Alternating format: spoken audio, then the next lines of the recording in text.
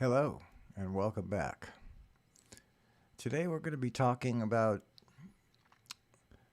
Adam and Eve and what I've discovered on that story, but we're going to do a short version today because my wife thinks that maybe the long version, like I think I posted about a 2 hour video on this. It's a good deep dive. I don't think I wasted too much words. But I can give you the skinny version today, and that might, this is going to make an assumption that you're familiar with the story, but almost everybody is, right? But what if I told you that when I studied this story as an adult, that it immediately raised a red flag for me? Because, no, let's not get ahead of ourselves. So, first thing I want to cover today is just that Leslie Kean is promising something exciting to go down. But if we really look at what came out here, let me just switch. Okay. So she says that she's been away for about 2 weeks on a new project. She's been off of Facebook, but she met with Chris Mellon and Lou Elizondo, two big names in the disclosure movement, and there's a lot going on behind the scenes. Well, that doesn't sound that exciting to me, but if you look at major Dr. Disclosure's major breaking news statement coming soon, that sounds a lot more exciting. Major breaking news. This down here sounds like nothing. This is something. This is nothing.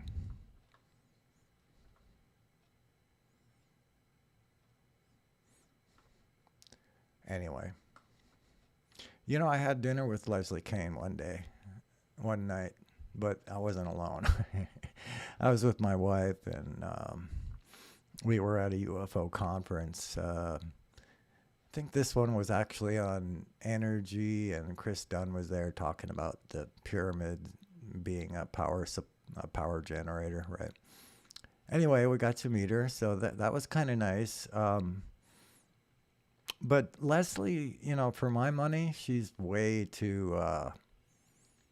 She seems to be way too willing to position herself as the middleman between all those in the know and all of us great unwashed masses, right?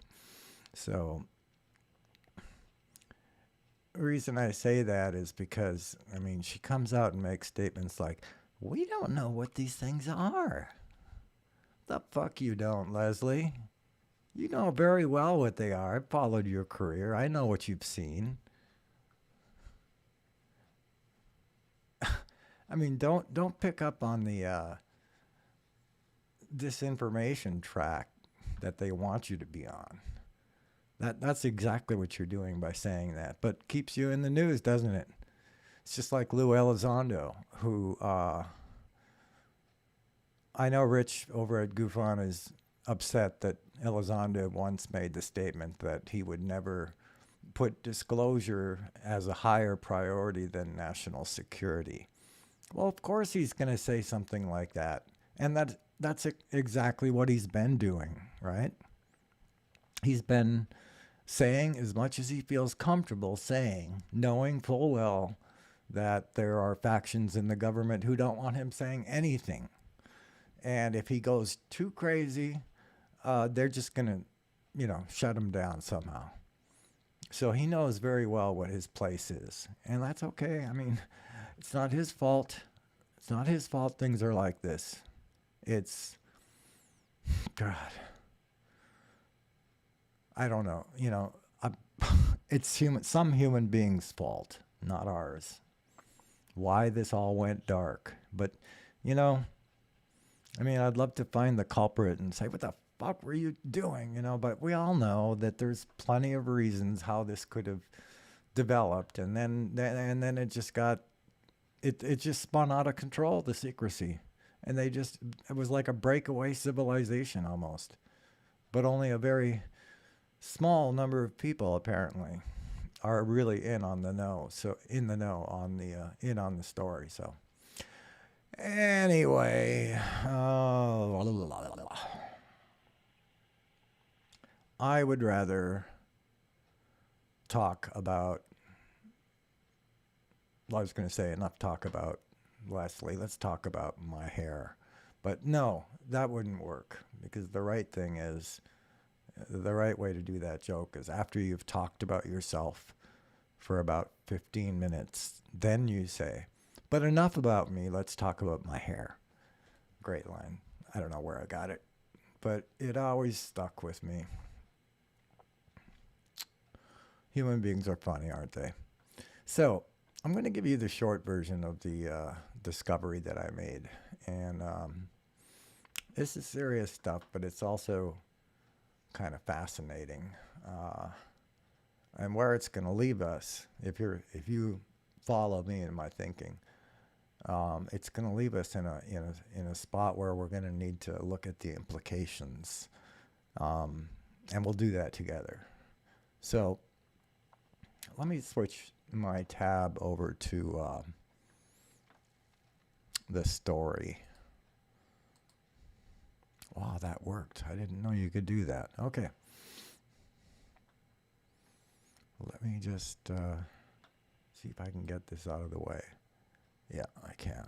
Good, good, good, good, good. So, I'll just read what I wrote here for a sec, but I'm not going to go over the whole story. The story of Adam and Eve and what happened in the Garden of Eden has some bizarre aspects to it, which seem to have been completely overlooked by the mainstream. Here's the entire story followed by my analysis. Yeah, that was pretty conservatively written. I would say right now I've got a bombshell. I know you're not that excited. No matter what it is, no matter what I've figured out in the Bible, you're not going to be that excited about it because it's just the Bible. But if I could show you that the Bible, because this is what I believe, if I could get you to believe this, we'd be making progress. And that is that this book seems to have been written not only to record what happened in those days, but also to become sort of have a embedded, coded message in it that would only be recognized at some point when man had become technological. This is why I use the term 21st century eyes. When we have 21st century eyes, what we have is we have an understanding of technology. And suddenly, when we read the Bible, oh, I just realized I'm on the wrong track, right? We're not going to talk about technology this time because this is Adam and Eve. What we're going to talk about here is what happened, and then we're going to flip the story because the public says that, contemporary Christianity says that if they talk about this at all, which they're afraid to, because if they talk about Adam and Eve, they might lose their audience like I have. I have. Jolie says, stick with the current events, right? And sure, but I'm not a current events guru. I'm going to have to become one because I love current events. But I've got a deep history in UFOs, and I've watched everything that's ever come out about UFOs, and I have a lot of thoughts about that, and I'll share those with you in the future. And I want to hear yours too. And if you think I'm off completely on this story, let me know. But fair warning, I've spent 3 years on and off thinking about this story for some reason, obsessed with it until I could fully understand it. Tell me if you think I do fully understand it now.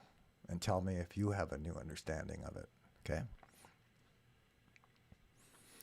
So, we all know the story, but I'm going to summarize it here for you.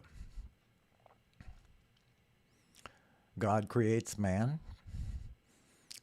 and then puts him in this Garden of Eden,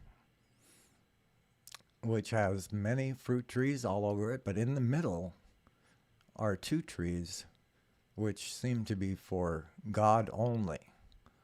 One is specifically called out as the tree of knowledge of good and evil, and that's the one that had the forbidden fruit, as you all know what that is. And the other tree was the tree of life, and I don't know if it was just sloppiness, but there was no restriction mentioned about the tree of life, although they never did partake of it, because if they had, they would have lived forever. That's according to the narrator himself, right? Whoever wrote this story. And it certainly wasn't Moses, because Moses wasn't there. So whoever wrote the story was probably covering it the way it really happened, because it was someone in the know. But we don't know who that is. But one thing we can say is that, and this is really the critical point here, we've all been taught in Sunday school or word of mouth that we did the wrong thing in the garden, that we sinned by disobeying God. And because of that sin, we are now in a fallen state, and we need someone like Jesus to save us from our fallen state and reconcile us to God. I know that sounds ridiculous, but and if it doesn't, it should. But that's what we were taught, was that the serpent came in and lied to Eve. They said he was a liar. In fact, Jesus, a lot of times they'll quote Jesus from the New Testament when he was angry about something, and he said, yeah, just like that Satan, who's been a liar since the very beginning, the father of lies. So, a lot of people think he's looking back at the Garden of Eden, but that's not where Satan wasn't there. Satan was a watcher. He was one of the angels who was assigned to watch over us. So this was not Satan here, but this serpent was, in the story, was probably an actor. I'll explain why. But we've been told that the serpent lied to us, and that's what got us in trouble. And that's it. I'm going to tell you that, no, the serpent doesn't appear to have lied at all. Sorry. I'm not here to defend bad things. But the serpent didn't lie in this story. God lied. Yeah, he did. First lie was when he told them it was poison. Well, he didn't use that word right. He said, in the day that you eat thereof, you shall surely die. So that sounds a lot like poison. Except it was a very beautiful poison. It was just making sure I had the right shirt on. Okay, yeah, no, I'm really still here in the story. I just a lot of things go through my mind. But let's pause here so that I can get my cigarette, because I forgot to bring that over, and water. So in the meantime, I don't know, listen to this or something. Yeah. This is some music from my band in 1986, if I can find it. Where's the sound? Come on.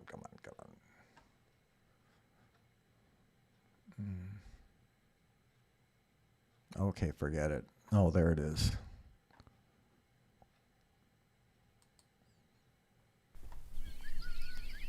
Yeah, I know it's the same song. Can't you play another song, Larry?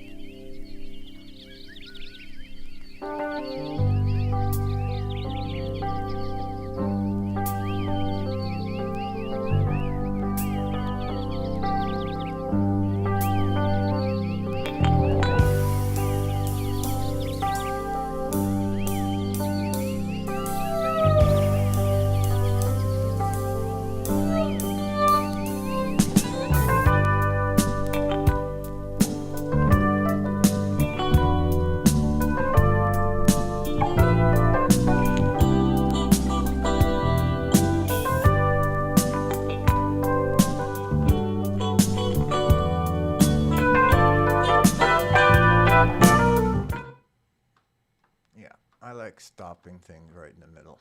Just cut. When I was younger, I used to fade it out. Now I just say fuck it.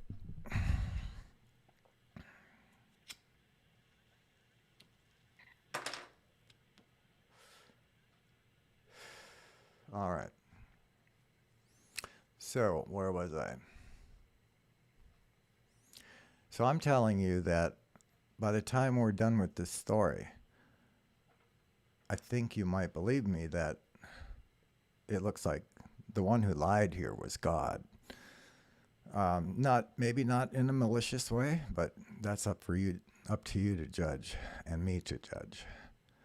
My own judgment of it, I'm kind of withholding. Am I pissed that we were lied to? Well, only in the sense that right now being lied to is a big issue because there's never been so much lying going on as there is today, which is to be expected because we have more communication channels, right? And because morality has left the building, just basic, morality in terms of not lying, that's kind of gone out the window.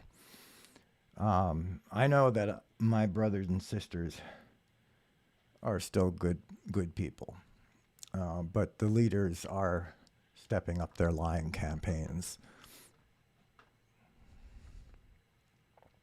So, does it anger me that we got lied to in the Bible by God? Yeah, it kind of does, but only when I mix it with a bunch of other things that I'm angry with, and then, yeah, it does. All right, so enough. Let me try to make my case real quick here, and I'll tell you the moment where I thought that there was something strange. The first thing I thought was that Eve did not believe what God said. He said it was poison, essentially. Now, if she believed God, then she wouldn't have eaten it, would she?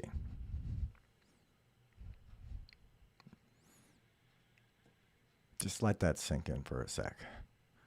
If she really thought it was poison, do you think she would eat it? No. Why didn't she think it was poison then, Lair? Well, because the serpent told her something that sounded a lot more plausible.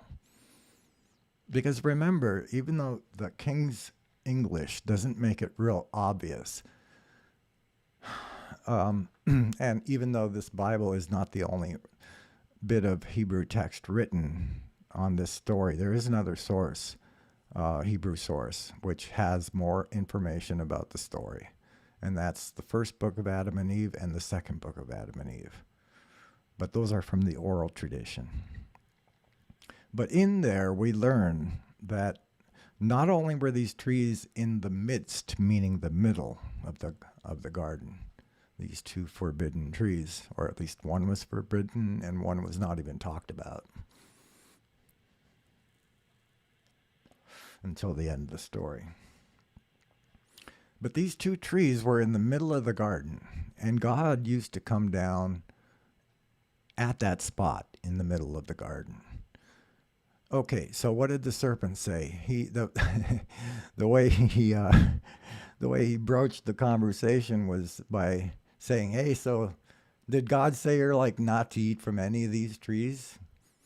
Oh, she says, "We're allowed to eat from all of them except one, this one. But if we eat from that one," he said, "we'll surely die." Um, and the serpent replied that you shall not surely die. So right there, he's saying God's lying to you. God does know that in the day that you eat thereof, you will become as one of him, knowing good and evil. You will become as gods, knowing good and evil.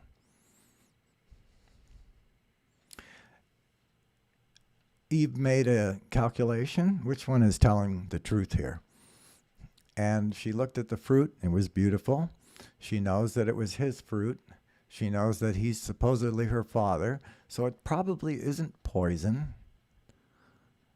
And the serpent is acting like my friend, whereas God is acting more like my parent. My friend is telling me that God's lying to me, and I think he is.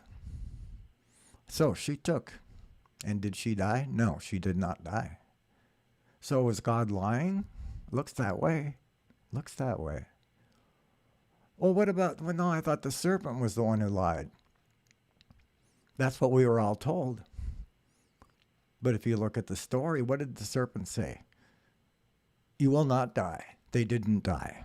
Well, 930 years later, yes, they died. But they didn't die that day. So you can't really say that, oh, well, they did die, didn't they? So he was right.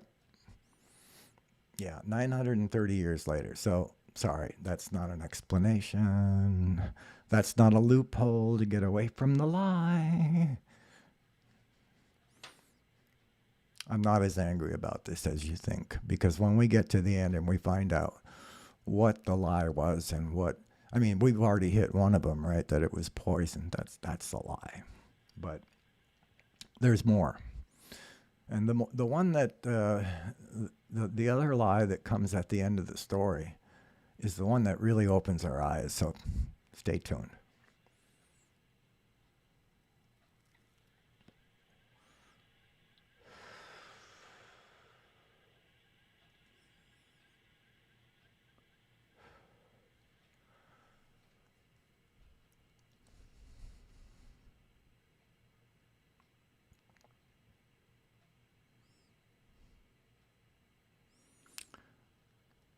So they take the fruit, they eat of it, and in fact, what happens is exactly what the serpent said.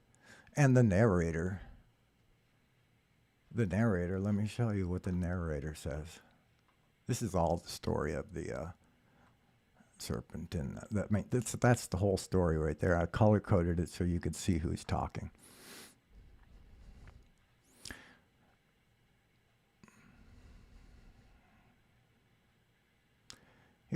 Here's the narrator. And the eyes of them both were opened. That's what the serpent said right up here. You shall not surely die, for God doth know that in the day ye eat thereof, then your eyes shall be opened, and ye shall be as gods, knowing good and evil. The implication here is that God doesn't want his children to know good and evil. He doesn't want his children to be like him. And he doesn't want their eyes to be opened.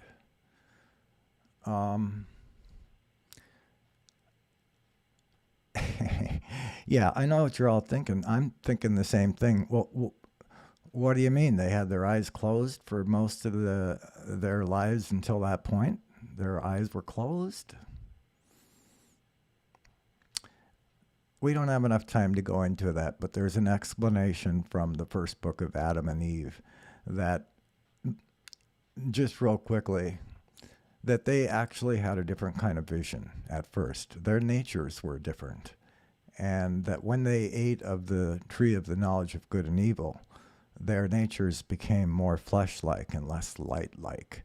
And they relied on their eyes themselves now to see instead of somehow seeing through their third eye, I guess.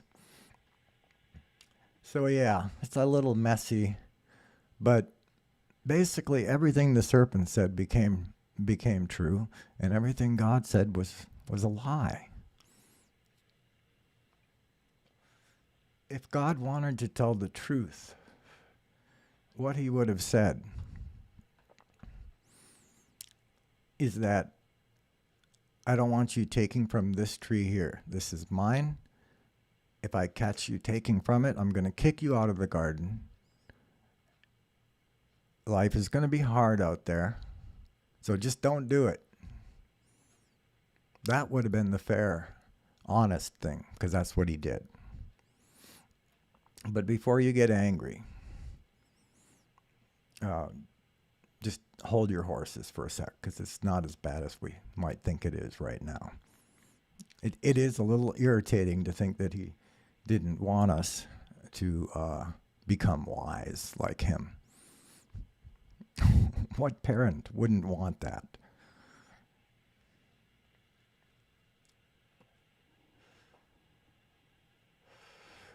Okay, granted, there are considerations, right? Like if I've never been a parent, but I understand that you want your children to grow up slowly so that you can enjoy them before they become adults, and you don't want them to be tarnished by the weight of the world, but that happens. And, you could say that, oh, maybe God just wanted him to remain like a little child so that he could enjoy him. No. I'm going to tell you what I think the truth is. I'm telling you that I think the truth is he wanted them to take from that tree against his wishes. Why? Because then he had a chance, an excuse to kick them out based on that. I mean, think of it. You're starting a new race. You've created the man and the woman. They have the capability of making children, reproducing, because they are not immortal. Like the Elohim are. They're immortal, so they don't need sex, and they're not given sex. They don't have sex.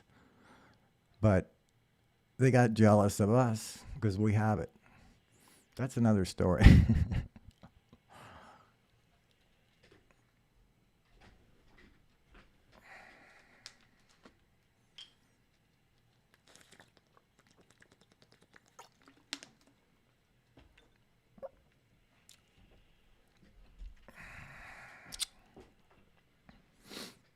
And finally, looking at that last highlighted verse on the page, behold, God says, the man is become as one of us to know good and evil. Well, isn't that just exactly what the serpent said would happen? Except in this stupid story, the only evil that they seemed to know was that they were naked. My goodness. That is not very evil. So it's a stupid story in so many ways. And, why did I spend so much damn time on this? Well, because I wanted to know what it was trying to say. It's the very first damn story in the Bible. And it's the basis for original sin, all that crap. And they... I shouldn't be mean, but I was going to say, and they, meaning everyone that came before this generation, believed one thing about the story, and now we're going to have to switch gears and believe something else, which is a lot more palatable, which makes a lot more sense. But what is it? I'll tell you what it is. You're starting a new race. You've got your man and woman who are able to procreate, and you've got them in a beautiful womb. Not room, womb. Yes, the Garden of Eden was a womb. And it was not a place that would be able to, contain the hundreds of children that were going to start coming into the world through Adam and Eve. They lived 930 years and had children all along that time that aren't even mentioned hardly.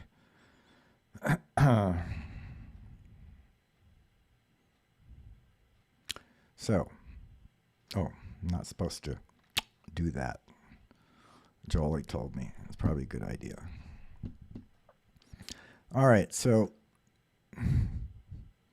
now, not only do we seem to see here that in the story as written, face value, the one who lied was God. Okay? Just face value of the story. I'm not trying to I'm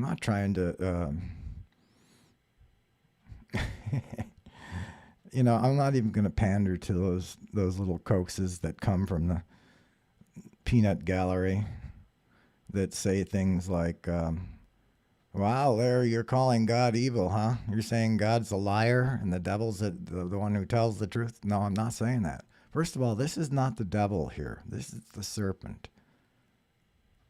Okay? When they read this, before the New Testament was ever occurred, before Jesus came, this is all we had. And there is no connection between the serpent and Satan. As a matter of fact, Satan is only mentioned once in the entire Old Testament. So we're not talking about, suddenly we realize that God is bad and the devil is good. No, that's not where I'm going, okay? I wouldn't be comfortable with that. I'm not comfortable with a liar. And Jesus said that the devil is a liar and has been since the beginning. So I don't know what beginning he's talking about, but it wasn't here. I like people who tell the truth, and I fucking hate liars. So, and I'm not saying I hate God because of this, because we haven't finished the story yet. And when we finish it, then I don't think you're going to be pissed, and I'm not going to be pissed. We're just going to go, wow. All right. So now that he has made them feel that they have disobeyed him, he's going to delve out his punishments.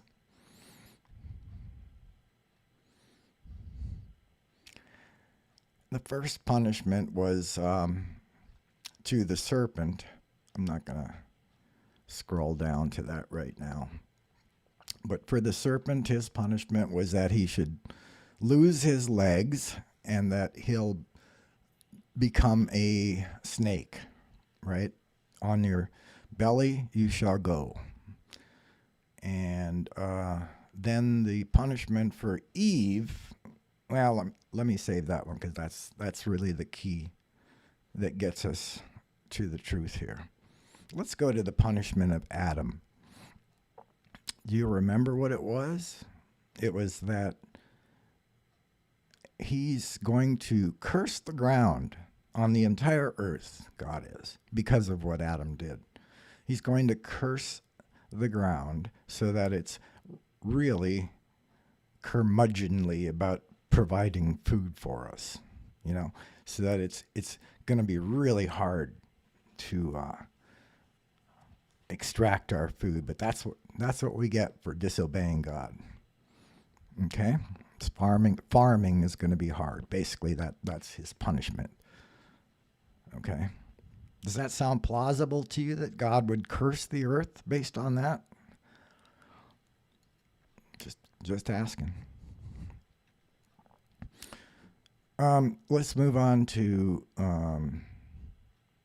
the key here, Eve's punishment. Unto the woman he said, I will greatly multiply thy sorrow and thy conception. In sorrow thou shalt bring forth children.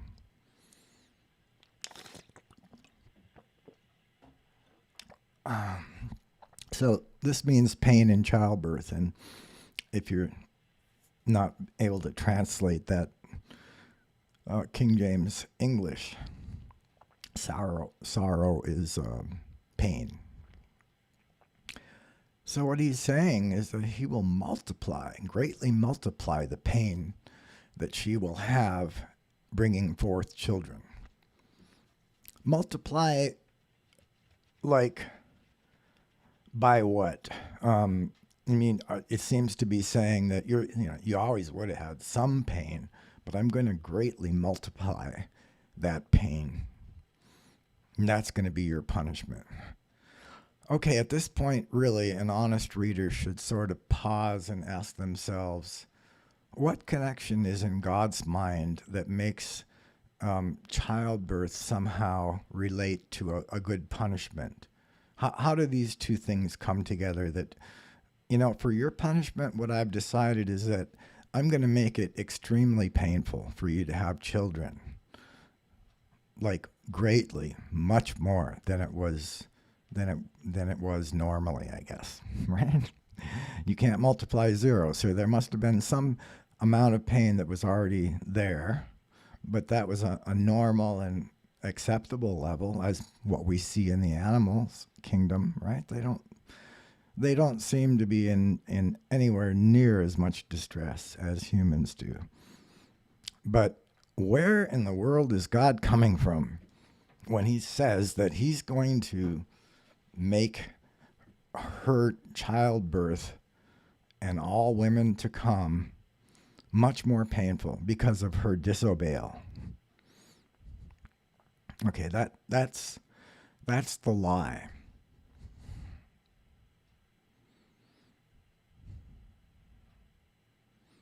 It's, first of all, it is complete non sequitur. I know if you haven't read the whole Bible, you might be asking yourself, well, maybe there's, some other part of the Bible that kind of shows how these two things, pain and childbirth, and a desire to lay a punishment upon a person, like a woman, maybe somehow those are connected somewhere else in the Bible. No, they're not. Sorry. So it's just as weird as it sounds like it is. It really is that weird. And that was the thing that really woke me up here, and I realized there's something fishy about this story. And I've actually come to the conclusion, before I tell you what the conclusion is, I've got to give you the key. The key to this story is in red right here. I mean, yellow. Okay, I'm not going to read it, but you can feel free to read it and ignore my voice. Because I know you can't do both. You can't both read and listen to me if I'm not going to read the exact same thing. But I'm not, because I'm just going to give it to you the way I remember it. Essentially, essentially. Start over again. Okay, here's what happened. I believe in the ancient alien theory that the Elohim are an extraterrestrial race, and they look like us, and they came down about 6,000 years ago, according to the Jewish calendar, created a man by mixing their genes with the existing primates, and that became the missing link, right? A lot of us, are in on that. A lot of us believe that, and it makes sense, and certainly that's where I'm at.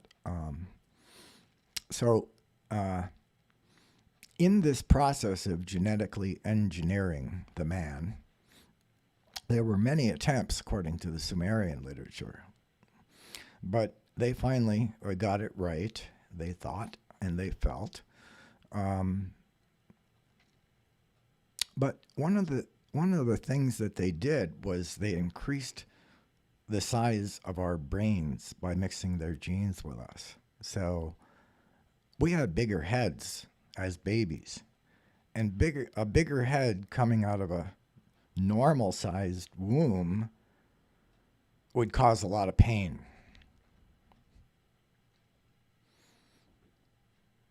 You get where I'm going, right? Now, you might ask yourself, as I did for a couple of years, well, if they were genetic engineers and they're very good at their craft, why didn't they compensate if the heads are going to be larger, then the womb has to be larger so that she isn't in agony giving birth to children. Then I found out from Michio Kaku, the famous physicist, that the womb can't be any larger than it is right now because it would impede being able to walk upright. The physics of it just won't work. The womb is already as large as it can be. The head is now larger because of the influx of the Elohim genes, and therefore childbirth is going to be a real bitch for most women. And we know that it is. Not for everyone, but for most women, it's pretty traumatic. Very painful. Now, if you were Eve and you looked at the animals having babies without even screaming or anything like that, you would kind of ask yourself, why does it hurt so much when I have a child? Well, God's giving her an answer to that. Oh, it's because I'm punishing you. That's what he said, right? That's what he said. That's her punishment. Increased pain in childbirth. But in fact, it wasn't a punishment. It was a consequence of their genetic engineering.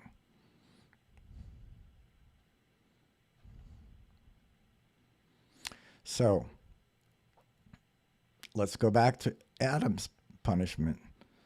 Do you think that was real? Because I'm saying Eve's punishment wasn't a punishment.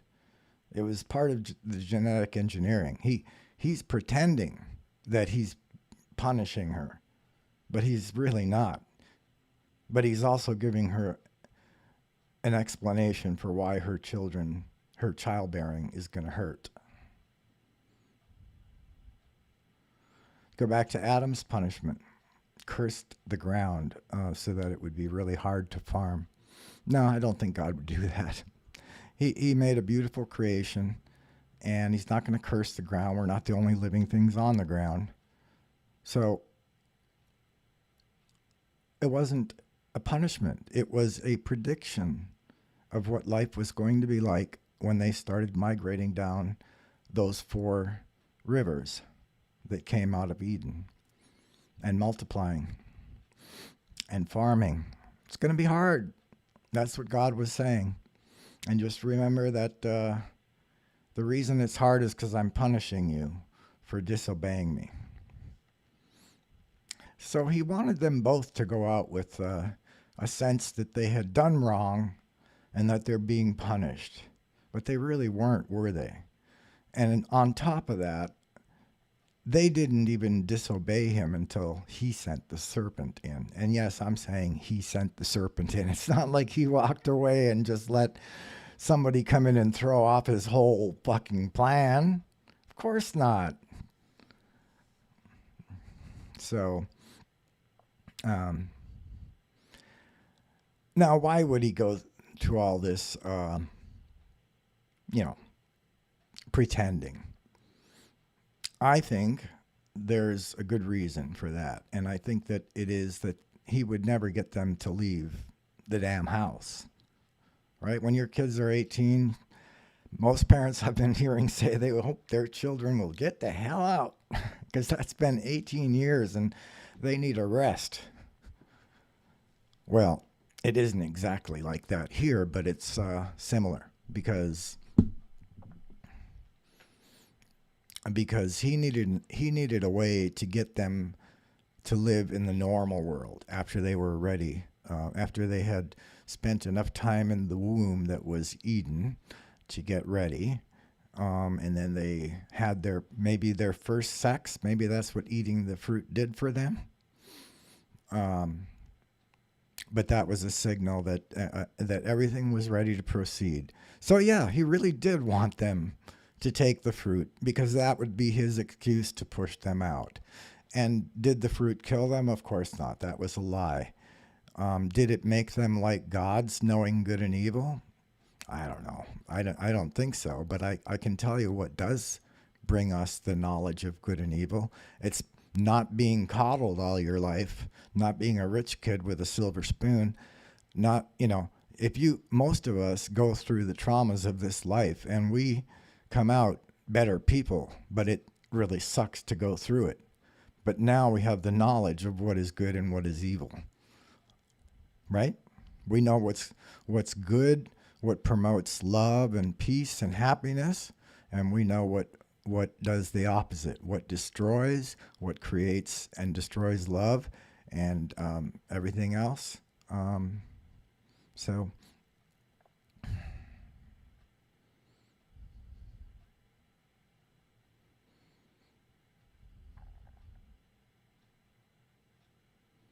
so now they have the knowledge of good and evil if they live in this world. So it's almost like, okay, they made the choice, a choice that he was, I think, very proud of. It shows they had free will. It shows that they could reason things out and think, and that's what he was looking for. She did the right thing. But does that mean disobeying God is always the right thing? No. But when we talk about obeying God, if that's a good thing, there's only one way, a very narrow way that I might define that as a good thing. Not this God, okay?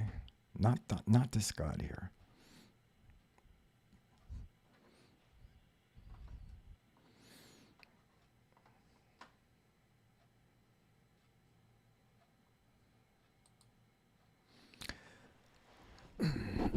I continually forget to come back to full screen, so I end up being in the corner. And I want to kind of come out. So here I am coming out. Hello. So what we have here is a story which has been, you could say, misinterpreted for a long time, 2,000 years. And the interpretation, which was wrong, was that we had done something terrible by disobeying God about that tree in the middle. That was a lie. We didn't do anything terrible. We did exactly what he wanted us to do. And we asked for knowledge. And so we are getting it. Not from that apple or whatever it was, but from living a life of hard knocks. That's how we get wise. And do you think he's proud of us? That we have taken so many hits on the chin from this life. Our own fault, our own sins, other people's faults, other people's sins affecting us. It is a difficult world. But I can tell you one thing. I'm not that little boy who put a firecracker in a frog because I was so obsessed with fireworks and how cool they were, and I wanted to see what I could blow up. And I don't know if it was my idea, but I ended up putting a firecracker in a frog and lighting the fuse to watch him blow up. And that saddens me because all life is a miracle. And, well, except for fucking mosquitoes and stuff like that, it's not a fucking miracle at all. But anyway, I would be ashamed to be that boy, and I'm not that boy anymore. You know why? Because I've had some shit done to me. So now I know that it's good to consider the comfort of everyone you're around and not hurt them. That's knowledge. That's knowledge of good and evil. And that's just one tiny sliver. So, what I'm trying to say is we go through life. It sucks. I'm proud of us for not yelling it sucks all the time, even though it does. I'm proud of us humans, for working as hard as we have. We've all worked our fucking tails off. And on top of that, we've been given lies and disinformation and, you know, so many things wrong from our government, I'm talking about. But let me not digress too far, because I want to wrap this up now.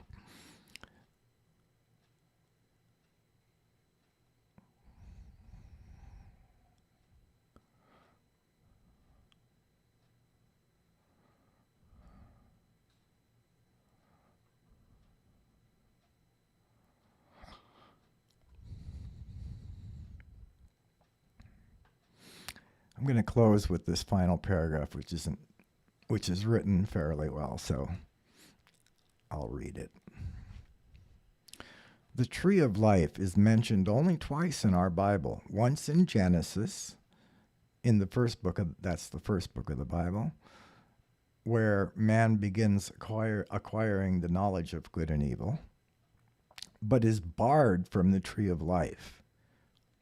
And then again in Revelation, the last book of the Bible. So it's the tree of life is only talked about in the first book and the last book. In the first book, Genesis, it's taken away from us. And in the last book, Revelation, he's promising it back to us, the tree of life. As far as the tree of knowledge, we've already ate all the fruit, right? Because we have lived our lives here on earth.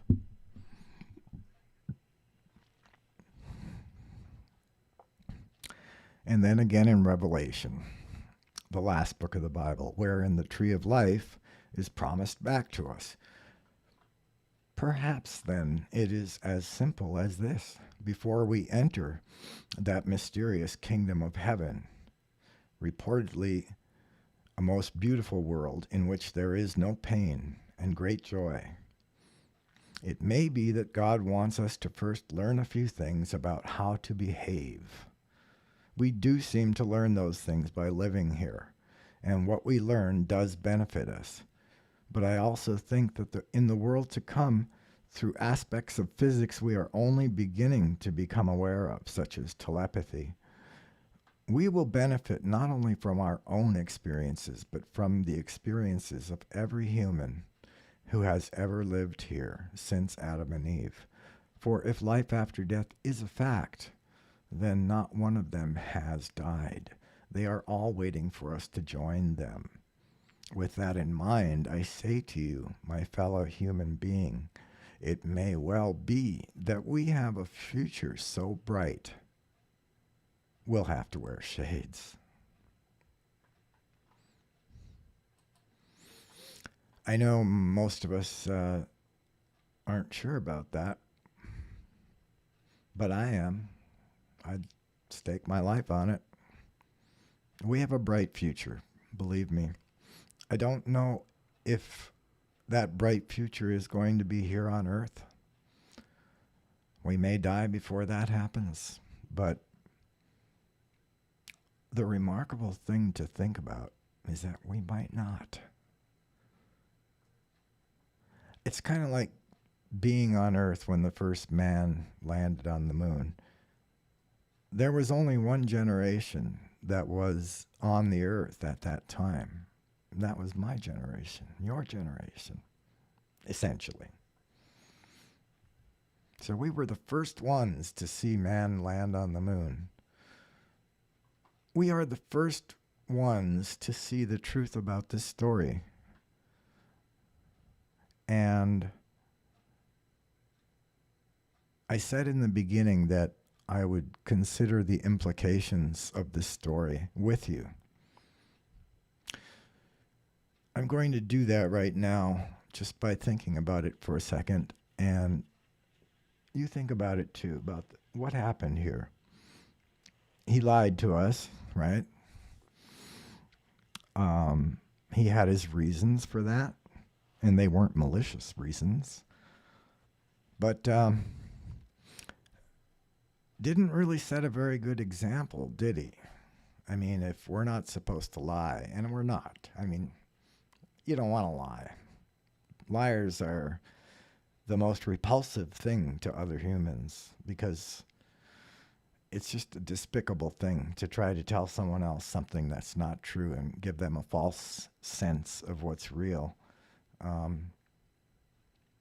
That's despicable because they will falter based on that information, that bad information. So it's not good to lie. Not to mention the anger that you'll get from the person you lied to.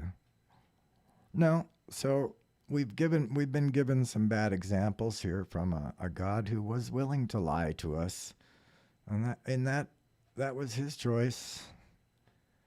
I can't say it was good or bad because I'm not in the business of raising a whole race of beings that like he's doing, supposedly doing. It looks to me like he's just walked off and left us here to suffer and die, but you know that's not true.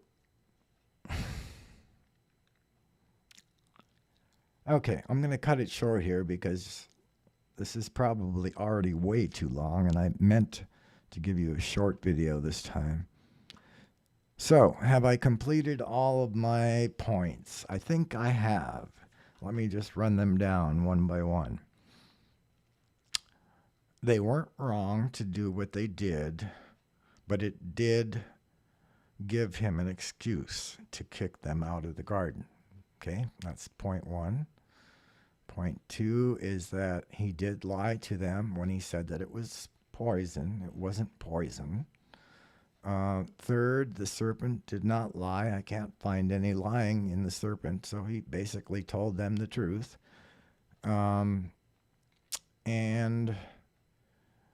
the final lie was in God taking responsibility for the difficulties that she will have bearing children, and that he will have bearing food or bringing food up from the ground, and that those two things are going to be painful, and living in general is going to be painful.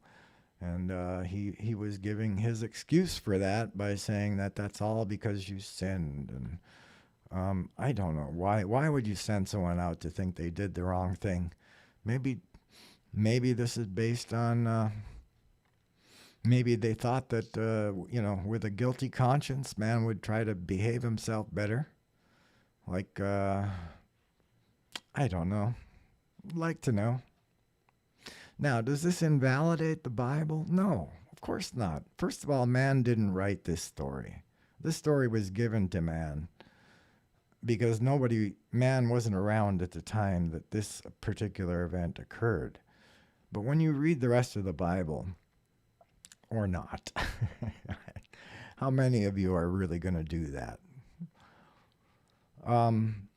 But let me just tell you that I did, and I'm glad I did. If you have the time, do it. It's definitely worth it, especially with the ancient alien thing in mind.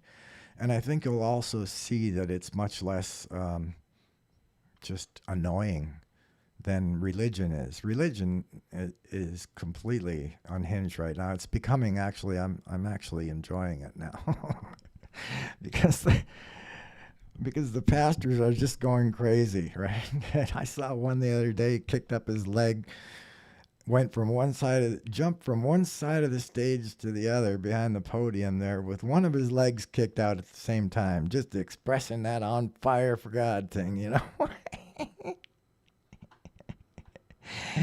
Gotta love him. So, the thing is, my friends, take my word for it. You're not alone. We've got some big, beautiful beings above us who care about us, hopefully. And you don't have to give up your belief in the Bible just because Jehovah lied to them. No. You just look at that for what it is. And I know you can do it. I'm doing it. I'm fine. I don't really like him. But, I mean, there's very good possibility that if I could be there at the time, maybe I would understand. So I'm not going to lay anger at, the whole concept of God just because our Bible contains a story wherein Jehovah lied to us. No, the Bible's a history book. And in my best judgment, it pretty much all happened the way it's written. So, that's it. Now, let me tell you something. I'm laughing because I don't want to cry. I put a lot of work into this, and it feels like I really did have a breakthrough, just kind of like the physicists are having, in their realm. And yet, when I posted this story, in my own Facebook group with 3,000 members, my Facebook group called Ancient Aliens in the Bible, I posted my first attempt at this explanation called Adam and Eve Decoded, not the short version. This is supposed to be the short version here, which I'm not sure it is, but not a single like even, not a single like. So it looks like I'm failing fast here. So yeah, tonight was my attempt to make a small correction. I don't think I made it short enough though, but practice makes perfect. So you might be seeing another one of these. I'm not going to let this go until somebody goddamn replies and says, I think you're on the right track. Or I think you're a sinner who needs to repent. I don't care. Just give me something. Just tell me you listened to it. And then tell me that it has some fucking sense. Because you know what? None of you fuckers out there ever told me that any of this made sense. You always just read my introduction, probably didn't read the article, and just said, I don't give a fuck what he's talking about. It's not relevant to me. So I'll just mention that I have some thoughts about something else over here that's related to that. But yeah, as for what you wrote, I'm not going to say anything. Okay. Well, fuck me then, because I'm on a pretty shitty path to success on YouTube, okay? But I love you. I do. I love you all, my fellow humans, except for the liars. Don't love you yet, but I will. Okay, I think I better cut it there. I must thank you for your patronage, and see you next time.